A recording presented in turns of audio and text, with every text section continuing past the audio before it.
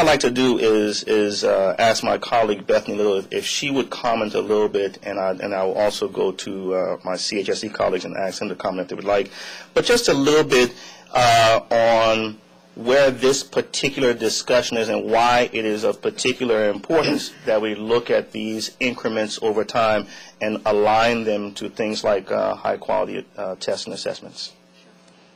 Thanks, Mel. Since I'm close enough, I'll grab the mic to do that so that folks can hear me.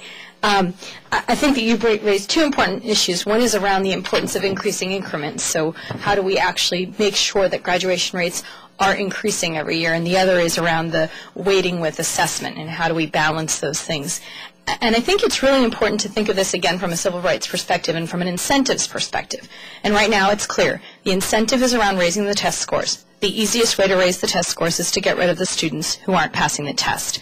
It's a pretty straightforward and stark issue when you think about it.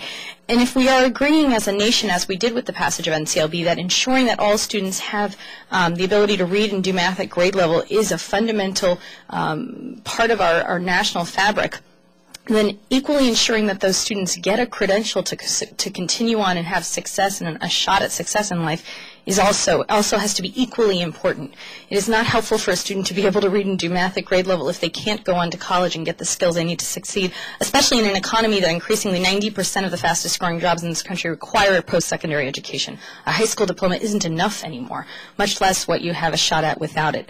And what we know, based on the implementation of NCLB as it's currently written, is that if you don't require that incremental increase, it is not going to be required by the states. The states were given the option in this version of NCLB to set their own targets for increasing graduation rates. And they have by and large chosen 0.1%, or even in some states, no backslide. They have not risen to the challenge of saying we will ensure that graduation rates are increasing every year. By and large, that is not true across the board. There are individual states, but you can literally count them on two hands, that have actually set meaningful goals. So we know that this time around, if we're going to do accountability for high schools in a way that makes sense and that will incentivize the things we care about, we need to be looking at an increase in those in those graduation rates as part of the required accountability system. And in terms of the incentives, it goes back to this push-out question.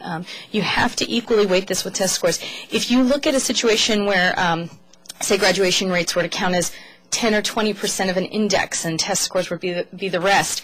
It's a little bit akin to what Joe was saying earlier that they have right now in the ABC system. If the grad rates count so little, why would you focus on what is frankly in some cases a harder thing than simply focus on if I can get my test scores up, it'll compensate for the fact that I'm losing kids. We cannot allow people to make those trade-offs with kids' futures. It's not an acceptable part of the reauthorization conversation. We need to focus on that increase and that required balance between those two factors.